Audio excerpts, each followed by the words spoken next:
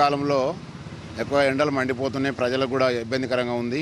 దాని దృష్టిలో పెట్టుకొని ఈరోజు నిజామాబాద్ నగరంలో మన ప్రెస్ క్లబ్ మిత్రులందరూ కూడా ప్రజల యొక్క దహార్తిని తీర్చడానికి ఇక్కడ ఒక చలివేంద్రం ఏర్పాటు చేశారు.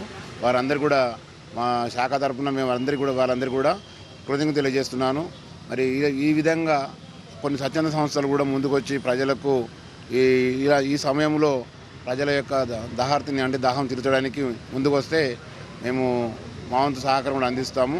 మరొకసారి మన మీడియా మిత్రులందరూ కూడా ఇలాంటి మంచి కార్యక్రమం చేస్తున్నందుకు మరియు వీళ్ళు గత కొన్ని సంవత్సరాలు కూడా ఇదే కార్యక్రమాన్ని వేసవి కాలంలో కొనసాగిస్తున్నారు.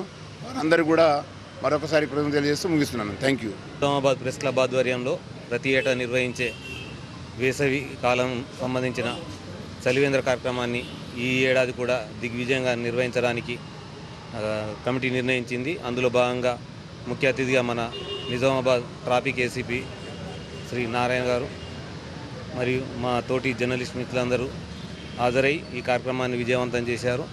ఈ ప్రతి ఏటా నిర్వహించే ఈ కార్యక్రమం ఈసారి కూడా కొనసాగిస్తూ మున్ముందు కూడా మేము చేస్తున్న సేవా కార్యక్రమాలు ప్రజలకు కూడా తోడ్పాటు అందించాలని, వారి కష్టసుఖాల్లో పాలుపంచుకోవాలన్న సదుద్దేశంతో ఈ కార్యక్రమాన్ని నిర్వహించడం జరుగుతుంది.